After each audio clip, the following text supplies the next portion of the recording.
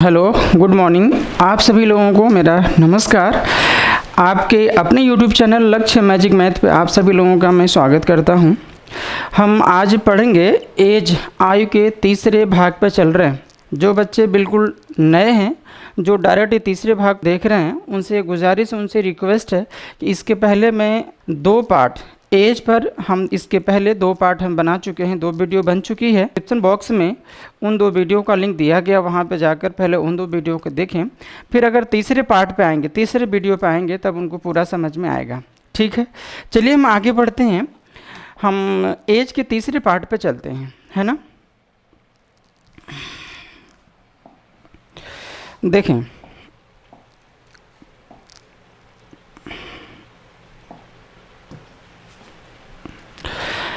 देखिए दिया गया है, दे रखा है कि राम और श्याम की वर्तमान आयु का अनुपात 3:4 है।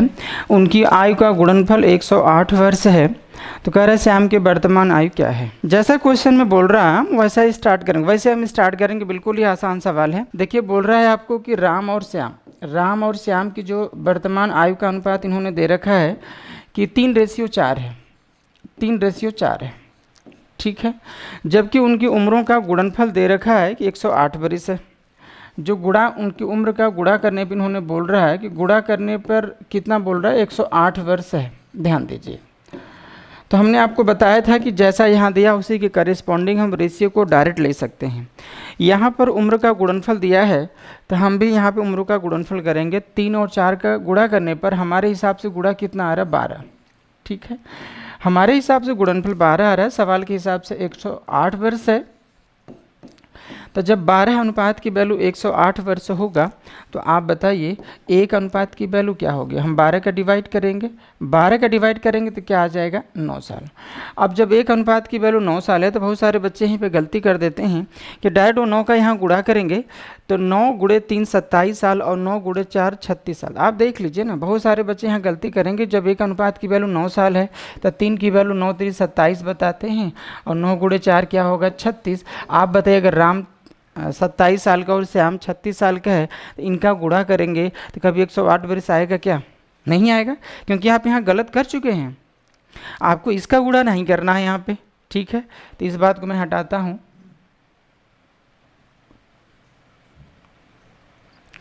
देखिए, जब यहाँ 1 अनुपात की वैल्यू 9 साल है, तो गुणनफल की केस में अगर 2 व्यक्ति हैं, अगर यहाँ पे 2 लोग हैं, तो यहाँ पे दोनों पक्षों का हम वर्गमूल स्क्वायर रूट लेके ही आगे बढ़ेंगे। यदि यहाँ पे 3 लोग होंगे, तब यहाँ पे घनमूल, जिसको हम लोग क्यूब रूट बोलते हैं। ठीक है, तो जब 1 अनुपात की वैल्यू 9 साल है, तो अब फिर से इसके बाद हम चूंकि 2 लोग हैं, तो हम वर्गमूल लेके आगे बढ़ेंगे। 1 का वर्गमूल क्या हो जाएगा, 1 होगा, और 9 का वर्गमूल क्या होगा, 3। मतलब 1 अनुपात की वैल्यू क्या होगा भाई, 3 साल। तो आप खुद सोचिए, जब 1 अनुपात की वैल्यू 3 साल होगा, तो 3 अनुपात की वैल्यू क्या होगा, हम गुणा करेंगे, 3 × 3 क्या हो जाएगा, 9 साल। और 4 अनुपात की वैल्यू क्या होगा, हम 3 का गुणा यहाँ कर देंगे, तो 3 गुणे 4 क्या हो जाएगा, 12 साल। मतलब ये हुआ कि राम जो है 9 साल का है और श्याम कितने साल का है, 12 साल का है। आप गुणा करके देखिए, 9 गुणते 12 108 वर्ष आराम से आ जाएगा। क्लियर है कि नहीं। तो आपको पूछा क्या है, श्याम की वर्तमान आयु क्या है, तो हम क्या बताएंगे, श्याम कितने साल का है भाई, 12 साल का है। कौन सा ऑप्शन है, आप देखिए कौन सा ऑप्शन है भाई, पहला ऑप्शन है। बात समझे कि नहीं आप लोग, क्लियर है। अरे भाई यहाँ अच्छा, कुछ बच्चों को लगता है कि वर्गमूल क्यों लिया गया, तो उसको थोड़ा सा हम डिटेल में ही हम बता देते हैं कि देखिए, जब राम और श्याम, बस एक सवाल में हम डिटेल कर लेते हैं कि राम और श्याम की वर्तमान आयु का अनुपात 3:4 दे रखा है। तो आप जानते हैं कि रेशियो से अगर रियल वैल्यू में जाना है, तो किसी न किसी वेरिएबल को हम लेके चलते हैं, है ना। तो जब राम जो है 3 और 4 का अनुपात है, तो अगर राम का हम 3x मानते हैं, तो श्याम का कितने का हो जाएगा, 4x का होगा कि नहीं होगा, बोलो भाई। और जब इनका गुणनफल 108 वर्ष दिया है, तो हम गुणा करेंगे कि नहीं, गुणा करेंगे तो क्या हो जाएगा, जब गुणनफल दे रखा है तो हम गुणा करते हैं। गुणा करेंगे, 3x गुणे 4x की वैल्यू क्या दे रखा है, 108 वर्ष दे रखा है। तो 4 गुणे 3 कितना हो जाएगा, 12x² हो जाएगा, 12x² हो जाएगा। और इसकी वैल्यू क्या होगी, 108 वर्ष होगा। 12 से कितनी बार में डिवाइड होगा, 9 बार में डिवाइड होगा। तो जब x² की वैल्यू 9 आ रही, ध्यान दीजिएगा, x² की वैल्यू 9 है, तो आप बताएं इसके बाद वर्गमूल लेंगे तभी तो x की वैल्यू आएगी। भाई जब एक्स स्क्वायर की वैल्यू 9 है तो इसका वर्गमूल x बराबर क्या हो जाएगा, 9 का वर्गमूल क्या आ जाएगा 3। और जब 9 x की वैल्यू 3 है तो जब x की वैल्यू यहाँ पे 3 रखेंगे, ध्यान दीजिए, जब x की वैल्यू आप 3 रखेंगे तो 3 इंटू 3 कितना आ जाएगा 9 वर्ष ये आ जाएगा, और 3 इंटू 4 क्या आ जाएगा 12 साल ये आ जाएगा। मतलब राम जो है 9 साल का है और श्याम कितने साल का है 12 साल का है। तो हमको बस ये बताना था कि देखिए अगर दो लोग हैं तो यहाँ पे वर्गमूल लिया गया कि नहीं, यहाँ पर वर्गमूल लिया गया कि नहीं लिया गया। तो आप डायरेक्ट जो है अनुपात से ही काम करिए, वेरिएबल की कोई आवश्यकता नहीं है। जब यहाँ पे देखें कि गुणा दिया था तो हमने गुणा कर दिया, 3 इंटू 4 कितना आ जाएगा 12, 12 की वैल्यू 108 वर्ष है तो एक अनुपात की वैल्यू 9 साल होगा। तो अब यहाँ पर चूँकि दो लोग हैं तो हम दोनों पक्षों का वर्गमूल लेंगे, एक का वर्गमूल 1 हुआ, 9 का वर्गमूल 3, और जब एक अनुपात की वैल्यू 3 साल तो 3 अनुपात की वैल्यू 3 गुणे 3 9 होगा, 3 गुणे 4 12। ठीक है कि नहीं। पूछ रहा श्याम की वर्तमान आयु क्या है तो हम क्या बताएंगे 12 साल। बात समझे आप लोग, क्लियर है। चलिए हम आगे बढ़ते हैं, एक और सवाल ऐसा ही हम लेते हैं।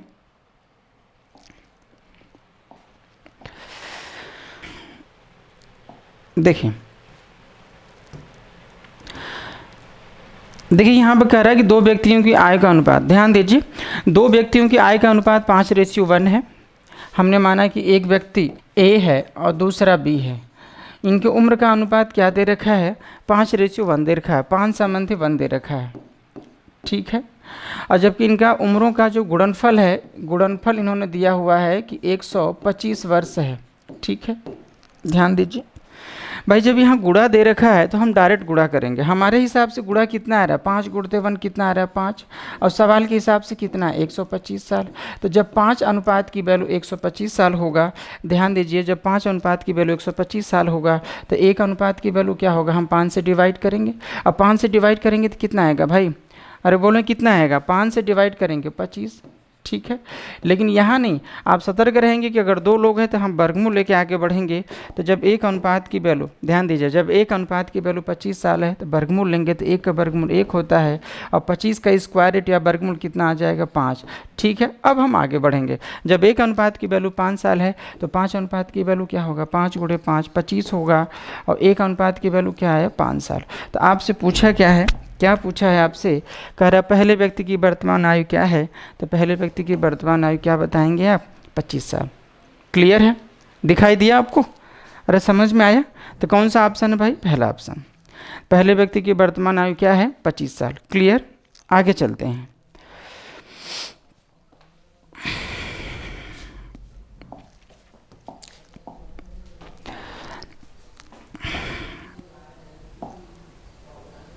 देखें इसमें क्या दे रखा है, बड़ा इजी सवाल है। कर शशांक की वर्तमान आयु उसके 6 वर्ष बाद की आयु का 80% है। शशांक की वर्तमान आयु उसके 6 वर्ष बाद की आयु का 80% है, उसकी वर्तमान आयु क्या है, बिल्कुल एक लाइन का सवाल है।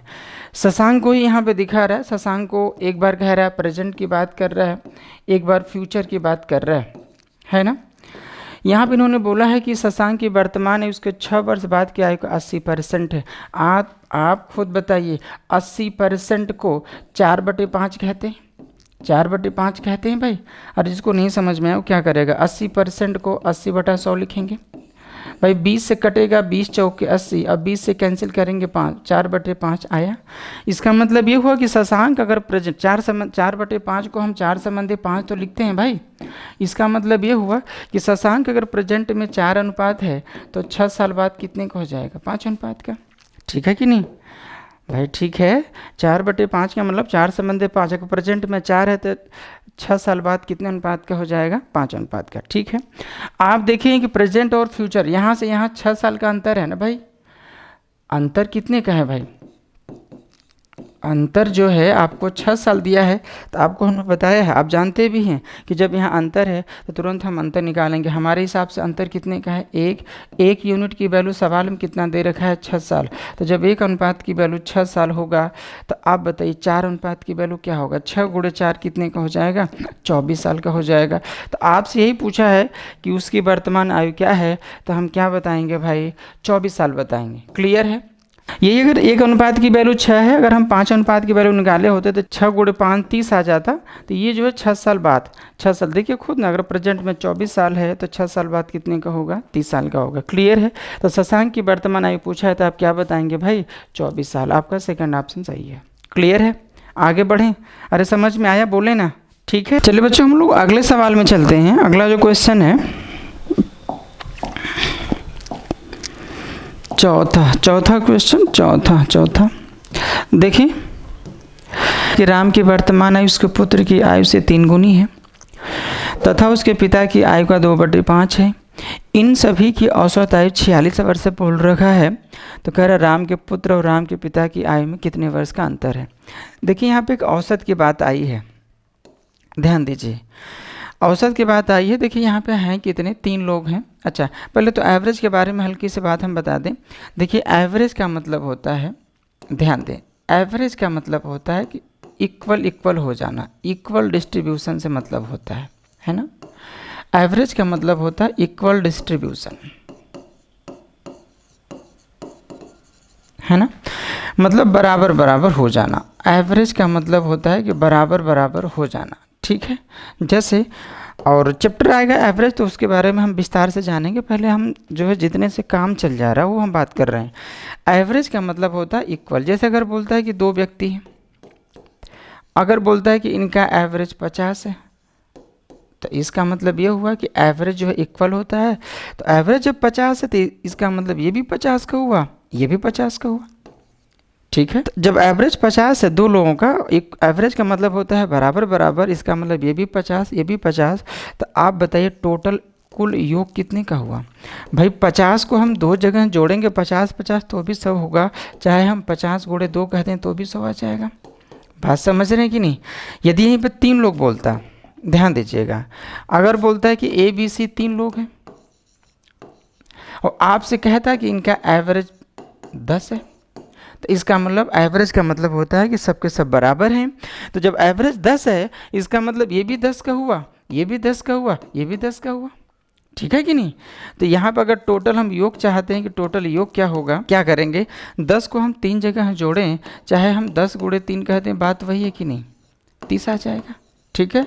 तो बस आप इतना ही समझिए कि एवरेज का मतलब होता है ठीक इक्वल हो जाना। जैसे अगर 5 लोग हैं, इनका एवरेज अगर बोलता है 20 है, इसका मतलब ये भी 20, ये भी 20, ये भी 20, ये भी 20, ये भी 20, ठीक है। अगर एक कमरे में 50 बच्चे हैं, अगर बोलता है कि सभी का औसत भार 20 किलोग्राम है, तो 50 बच्चे 20-20 किलोग्राम के हैं। वो अलग बात है, व्यक्तिगत रूप में अगर देखेंगे तो किसी बच्चे का 20 किलो से ज़्यादा होगा और किसी का 20 किलो से कम होगा। लेकिन जब एवरेज हम लेंगे तो एवरेज का मतलब होता है कि सभी को क्या कर दिया गया है, बराबर किया गया है, ठीक है। तो आप इतना ही समझिए कि एवरेज का मतलब होता है बराबर बराबर हो जाना, ठीक है। अब आते हैं हम इस क्वेश्चन पे। देखिए क्वेश्चन में क्या कह रहा है। देखिए यहाँ पे 3 लोग हैं। कितने लोग हैं, राम है, राम का पुत्र और राम का पिता है। 3 लोग हैं, राम है, राम का पुत्र है, सन मतलब पुत्र है, और राम का पिता है। 3 लोगों का एवरेज 46 इन्होंने बोल रहा है। यहाँ पे बोला गया कि 3 लोगों का जब एवरेज 46 है, तो आप बताइए ये भी 46, ये भी 46, ये भी 46, तो इनका योग कितना हो जाएगा।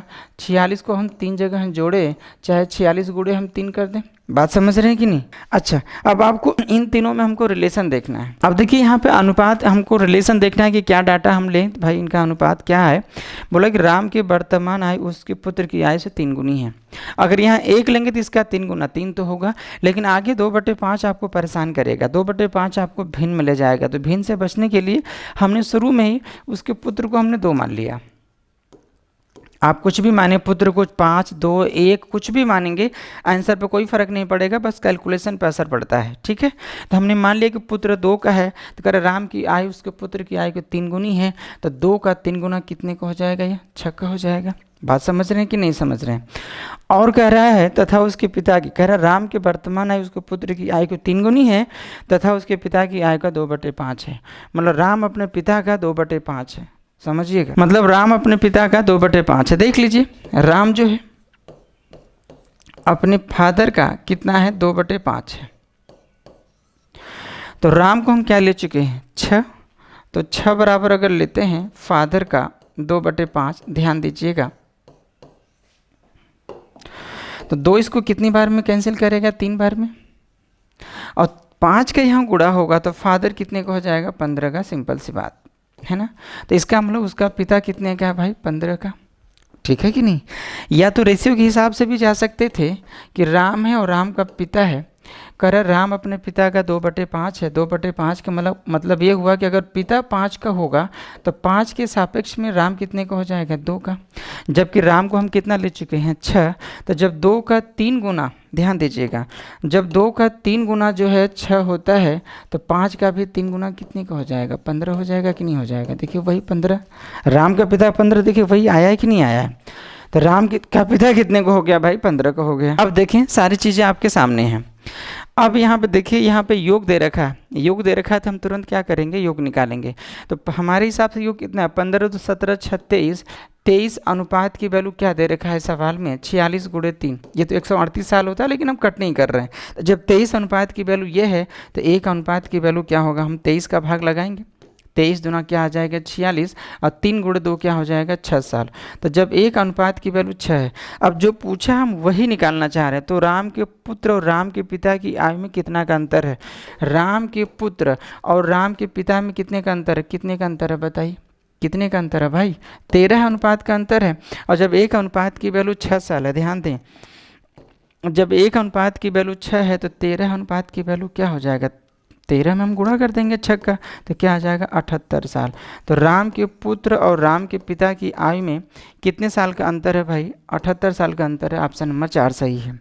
ठीक है, या तो आप अलग अलग भी जाके कर सकते थे कि 1 अनुपात की वैल्यू 6 साल है तो सबकी अलग अलग उम्र निकालिए। देख लीजिए आप, जब 1 अनुपात की वैल्यू 6 साल है तो 2 अनुपात की वैल्यू क्या हो जाएगा, 12 साल, और 15 अनुपात की वैल्यू 15 का 6 में गुणा करें तो क्या आ जाएगा, 90 साल आ जाएगा। और राम की उम्र अगर पूछता तो जब 1 अनुपात की वैल्यू 6 है तो 6 अनुपात की वैल्यू 6 × 6 क्या हो जाता है, 36 साल। तो आपसे पूछा है कि राम के पुत्र और राम के पिता की आयु में कितने का अंतर है, तो घटाएंगे तो क्या आ जाएगा भाई, 78 साल आ जाएगा। बात समझे आप लोग, क्लियर है। ठीक है, तो एवरेज का मतलब देखिए इक्वल इक्वल था, तो जब तीनों का एवरेज 46 था तो इनका योग कितना होगा, 46 46 46, तो 46 46 को 3 बार जोड़ेंगे तो 138 हो जाए, या 46 × 3 कहते हैं, बात वही है। बात समझ रहे हैं, आगे चलें, चलिए हम आगे चलते हैं, अगले क्वेश्चन पे चलते हैं।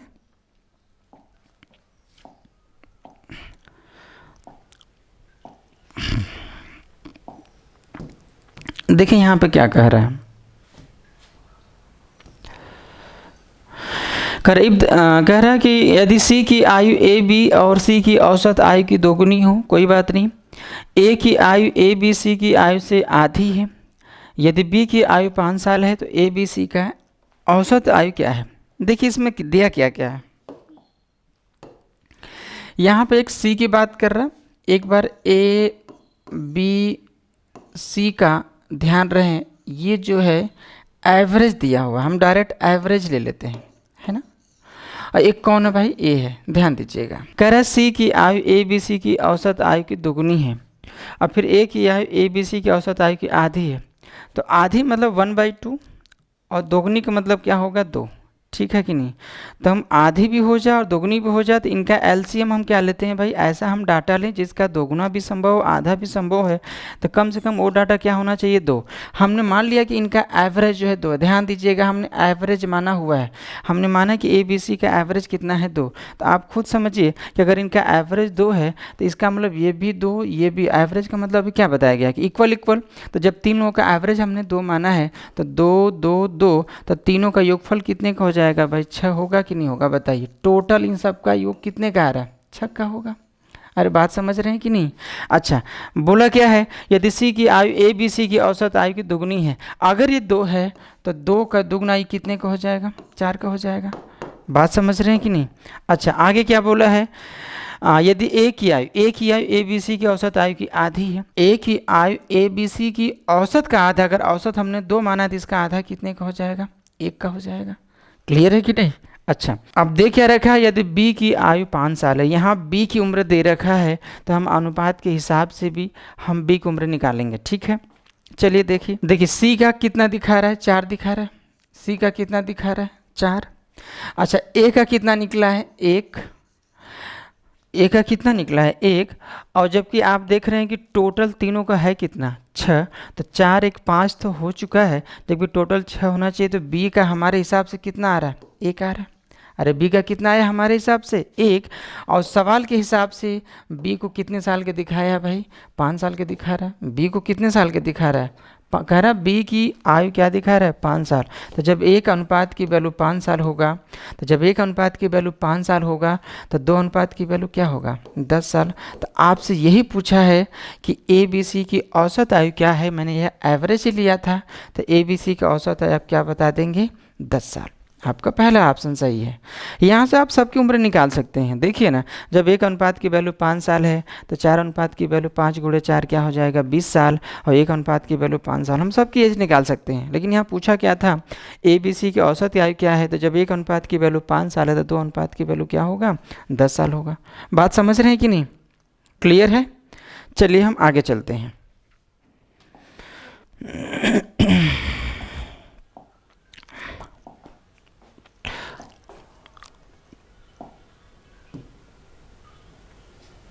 देखिए क्या बोल रहा है, फराह का विवाह 8 वर्ष पूर्व हुआ था, आज उसकी आयु उसके विवाह के समय की आयु की 1 + 2/7 है। भाई ध्यान रहे, अरे फराह का विवाह 8 वर्ष पूर्व हुआ था, आज उसकी आयु उसके विवाह के समय की आयु की 1 + 2/7 गुनी है। इस समय उसकी पुत्री की आयु उसकी आयु का 1/6 मास है। तो 3 वर्ष पूर्व उसकी पुत्री की आयु क्या थी। ध्यान दीजिए, यहाँ पर फराह को ही दिखाया है। फराह का जब देखिए फराह को दिखाया है, एक बार फराह की जब शादी हुई थी तब की बात कर रहा, एक बार आज मतलब है प्रेजेंट की बात कर रहा है ना। देखिए दिया है कि फराह का विवाह 8 वर्ष पूर्व हुआ था, मतलब आज से 8 साल पहले हुआ है। तो शादी में और आज में कितने साल का फ़र्क है, कितने साल का अंतर है भाई, आपको दे रखा है। 8 साल पहले शादी हुआ था, मतलब कितने साल का अंतर है, 8 साल का अंतर है। और बोला है कि आज उसकी आयु विवाह के समय की आयु की 1 + 2/7 है। देखें 1 + 2/7 को अगर मैं सॉल्व करूं तो 7 × 1 7 और 2 जोड़ेंगे तो 9/7 होगा। इसका मतलब ये हुआ कि जब फराह का विवाह हुआ था तो यह 7 अनुपात की थी, और आज कितने अनुपात की हो चुकी है 9 अनुपात की। क्वेश्चन बिल्कुल आसान हो गया। देखिए जैसा यहाँ दिया अंतर दिया है, तो हमारे हिसाब से अंतर कितने का आ रहा है 2, और सवाल के हिसाब से कितना दे रहा है 8 साल। क्लियर है? तो जब 2 अनुपात की वैल्यू 8 साल होगा तो 1 अनुपात की वैल्यू कितना होगा, 2 का भाग लगाएंगे 4 साल, अरे आएगा 4 साल। 1 अनुपात की वैल्यू 4 साल, तो 9 अनुपात की वैल्यू कितना होगा, 4 × 9 36 साल, 36 साल। ठीक है कि नहीं? और यहाँ पर जाएंगे 1 अनुपात की वैल्यू 4 साल, तो 7 अनुपात की वैल्यू 28 हो जाएगा। मतलब ये हुआ कि फराह की जब शादी हुई थी तो 28 साल की थी, और आज वो कितनी साल की है भाई 36 साल की। बात समझ रहे हैं? आगे क्या बोला है कि उसकी पुत्री की आयु उसकी आयु की 1/6 मास है। 1/6 मास का मतलब होता है 1/6। ठीक है, तो कह रहा उसकी जो पुत्री की आयु है, ध्यान दीजिएगा, उसकी जो पुत्री की आयु है इसका 1/6 मास है। तो 36 का अगर 1/6 निकालते हैं, 36 का अगर 1/6 निकालते हैं तो कितनी बार में कटेगा 6 साल में। इसका मतलब ये हुआ कि उसकी पुत्री की आयु वर्तमान में कितने की है 6 साल की। आपसे पूछा क्या है 3 वर्ष पूर्व पुत्री की आयु क्या थी। तो जब आज ये 6 साल की है, ध्यान दीजिएगा, जब आज ये 6 साल की है तो 3 साल पहले कितने के थे, 3 घटा के आप क्या बता देंगे, 6 से 3 घटेगा तो कितना आ जाएगा भाई 3 साल। तो 3 साल पहले उसकी पुत्री कितने साल की थी भाई 3 साल की थी। ये आपका तीसरा ऑप्शन सही है। ठीक है कि नहीं, समझे आप लोग? अरे ठीक है भाई। चलिए सेम ऐसा ही एक और सवाल हम लेते हैं, सेम ऐसा ही है।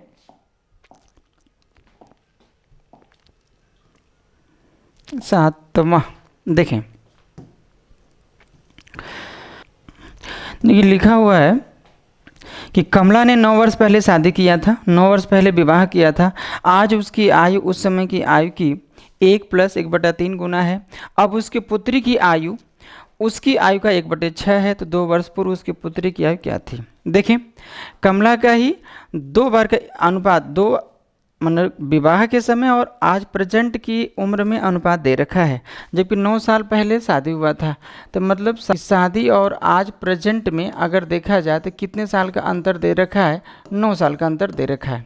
ठीक है, और एक बार शादी के समय का आपको रेशियो दे रखा है, एक बार आज का मतलब क्या बोल दिया है, प्रेजेंट की बात कर रहा है।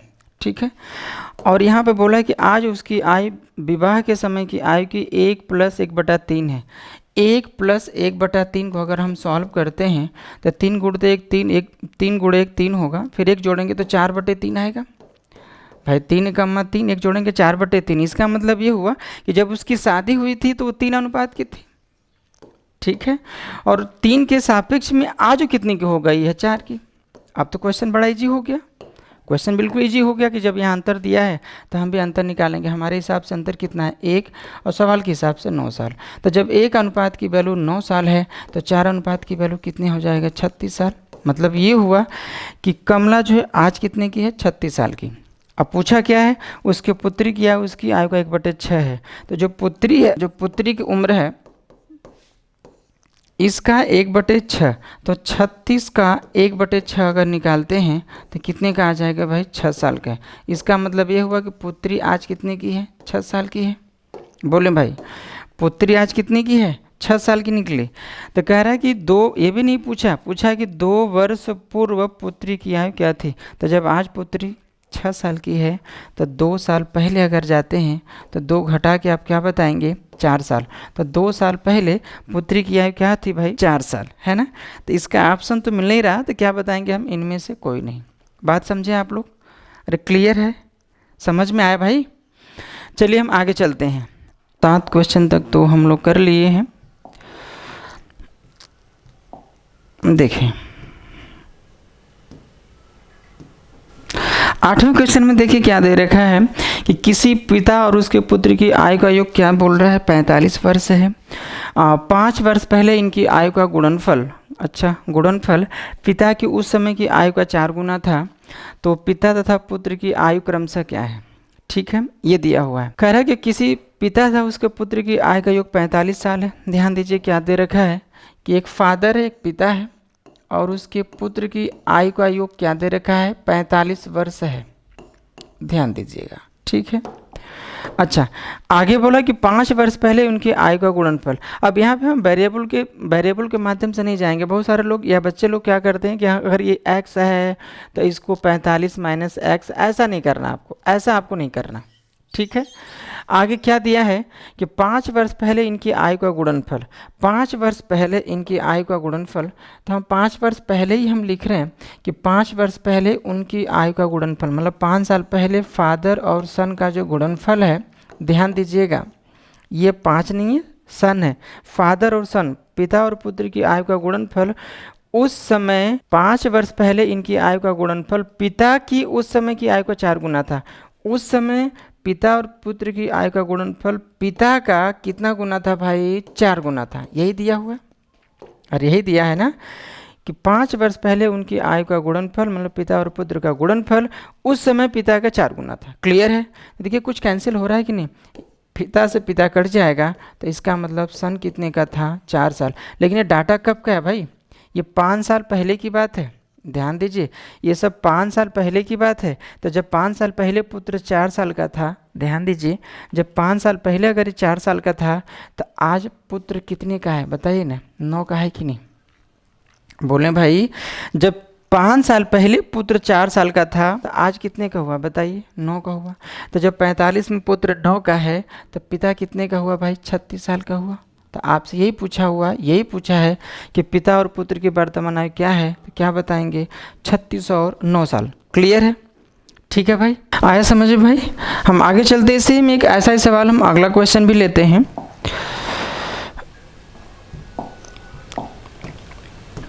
नौवें क्वेश्चन में देखते हैं। देखिए क्या लिखा है कि पिता एवं पुत्र की वर्तमान आयु का अनुपात 7:1 है, 7 संबंध 1 है।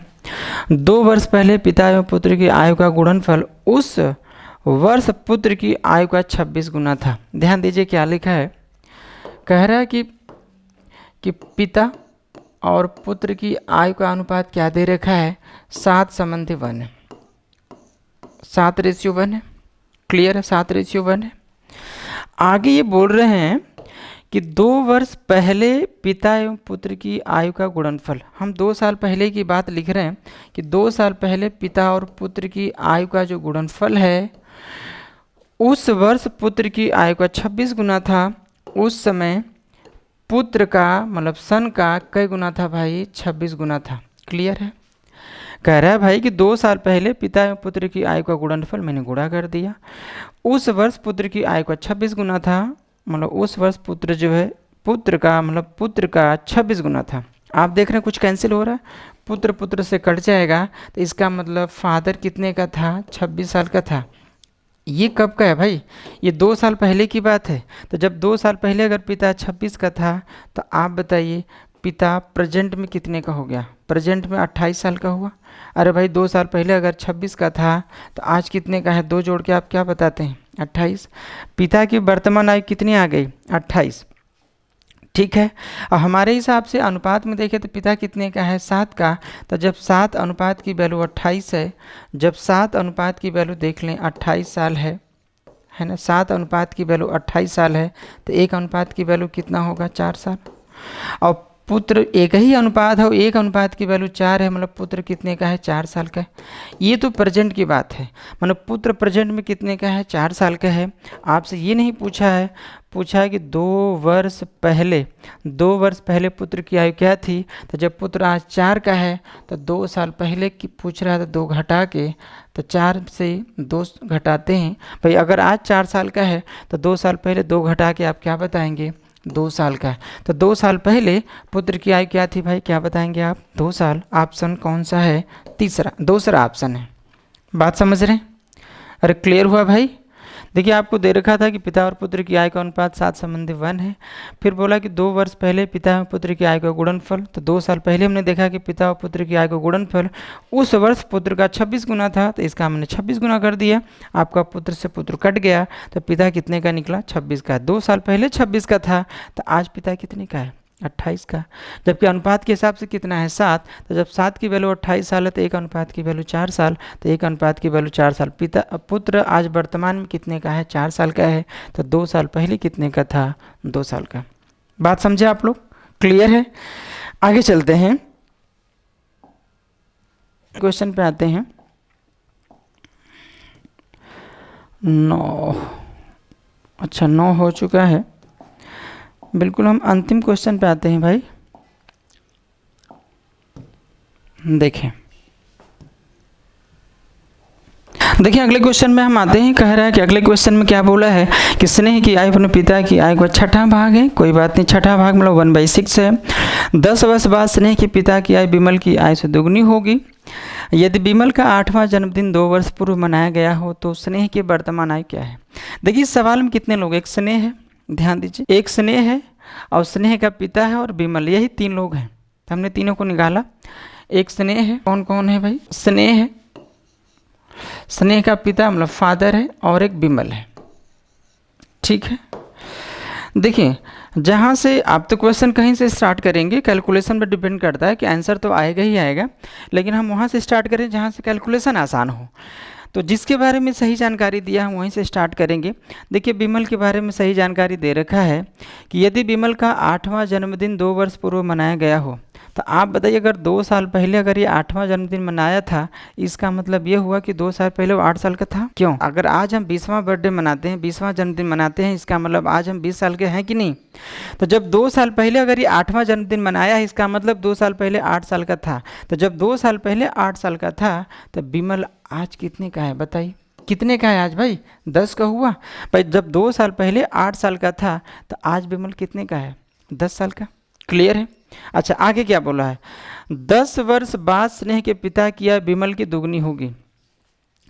कह रहा 10 वर्ष बाद स्नेह के पिता की आयु विमल की दुगनी होगी। तो पहले आप बताइए कि 10 वर्ष बाद विमल कितने के होंगे। अगर आज विमल 10 के हैं तो 10 साल बाद 10 जोड़ के हम क्या बता देंगे, 20 का।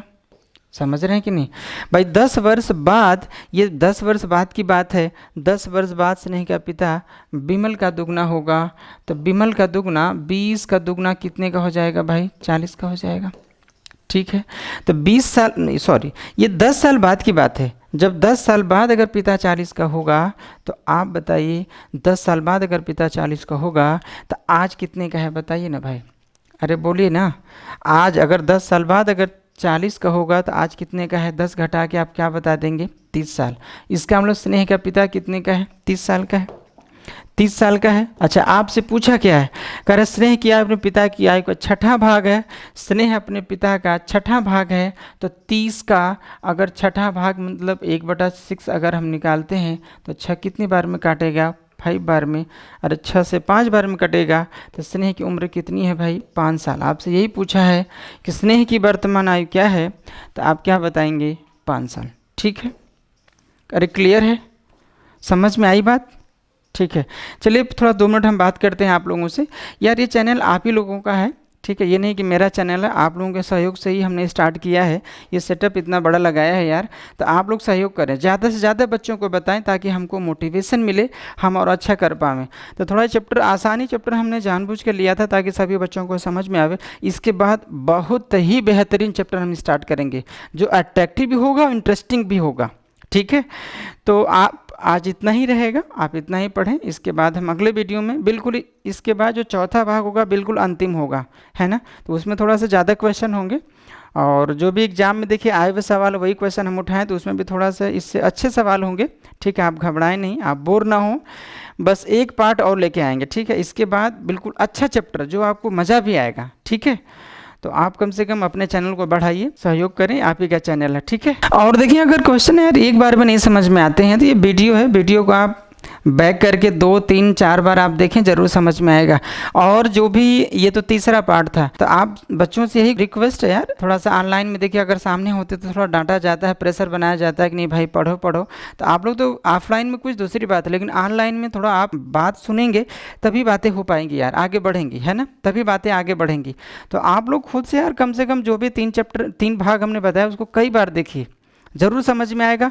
टॉपिक भी आसान है। ठीक है, तो कम से कम जो तीनों भाग हमने बनाया है उस तीनों भाग को कई बार देखें, रिवाइज करें, 1 बार 2 बार 3 बार, समझ में ज़रूर आएगा यार। ठीक है, हो सकता है कि एक बार में ना आवे, आप दोबारा देखिए, तिबारा देखिए, वीडियो तो है, डाउनलोड करिए, देखिए आप। ठीक है, तो चलिए आज इतना ही है, इसके अगले भाग में हम कल मिलते हैं। ठीक है, चलिए बाय।